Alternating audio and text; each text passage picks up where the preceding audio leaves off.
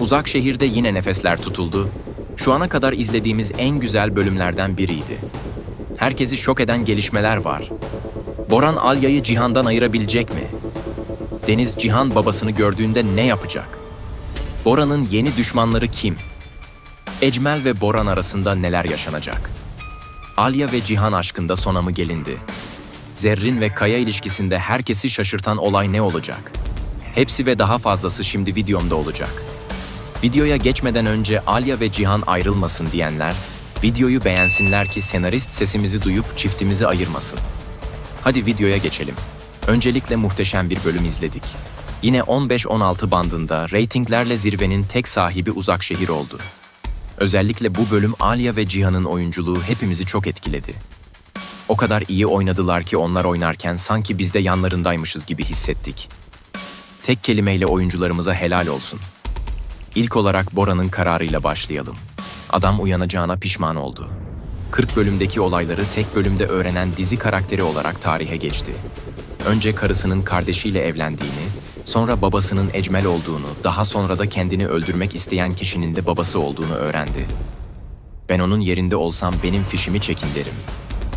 Boran'ın bu yaşadıkları empati yaptığım zaman kimsenin kaldıramayacağı ağır şeyler. Ancak Boran vasiyet ettiği için Alya Cihan'ın karısı oldu.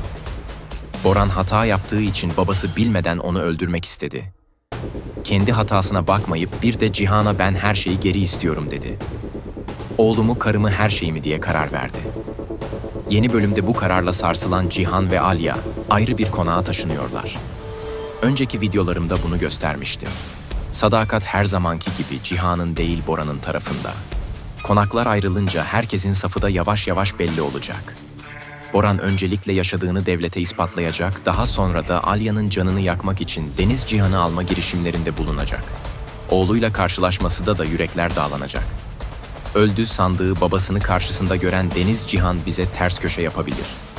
Bu adam kim baba diye Cihan'a sorabilir. İşte burada Cihan sevinirken Boran yıkılır. Bu süreç uzun bir süre daha devam edecek. En önemli durum Boran'ın düşmanları gelecek bölümde ortaya çıkacak.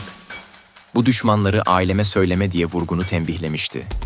İşte bu hatalı kararı onu dönülmez yollara sokacak. Bulgarlarla karşı karşıya gelecek. Ben Ecmel'e her ne kadar kızmış olsa da onunla işbirliği yapacağını düşünüyorum. Alya ve Cihan'a karşı savaş açacaklar. Neler yaşanacak hep birlikte göreceğiz. Gelelim Alya ve Cihan'a. Alya'nın Boran'a sözleri kurşun gibi işledi. Cihan ve Alya ağlarken biz de izleyiciler olarak ağladık. Çünkü onların aşkına çok inandık. İmkansızlıklarını çok sevdik. Onlar da bu duyguları bize olağanüstü yansıttı. 10 numara 5 yıldız oyunculuk sergilediler. Boran'la sürekli çatışma içinde olan çiftimiz yeni bir hayat için ayrı konağa çıkıyor. Ancak oğlumu göreceğim bahanesiyle Boran onları yine rahat bırakmıyor. Sadakat ve Boran Alya ve Cihan'ı huzursuz etmek için ellerinden geleni yapıyor. Bu durumda onlara en büyük destek Şahin ve Nare'den gelecek. Çok heyecanlı bir bölüm bizleri bekliyor olacak. Zerrin Kaya ilişkisinde herkesi şaşırtan gelişmeler var. Kaya artık İpek'ten tamamen soğuyor ve bir karar veriyor. Kaya ve İpek'in düğünü Kaya sayesinde iptal olacak. Bu duruma çok sinirlenen İpek ve ailesi Kaya ile karşı karşıya gelecek. Zerrin'in Kaya'yı koruması İpek'in canını çok sıksa da sonunda İpek ve Kaya ayrılıyorlar. Zerrin ise Demir'den yakasını kurtarmak için çalışmalara başlasa da maalesef Zerrin'in doğumu başlıyor.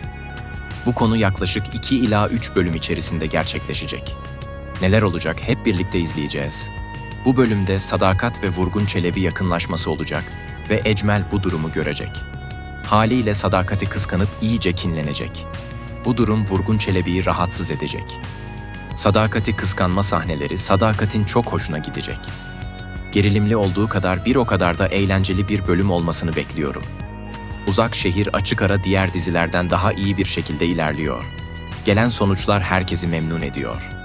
Ekip harika bir iş çıkartarak liderlik koltuğunda olmaya devam ediyor. Sinem ve Ozan Akbaba'nın oyunculuklarını izlemek şahsen bana çok keyif veriyor. Son bölümde harika oynadılar. Özellikle Alya'nın o pişmanlık ve yaşanmışlıkları mimikleriyle anlatması çok etkileyiciydi. Aynı şekilde Ozan Akbaba resmen döktürdü.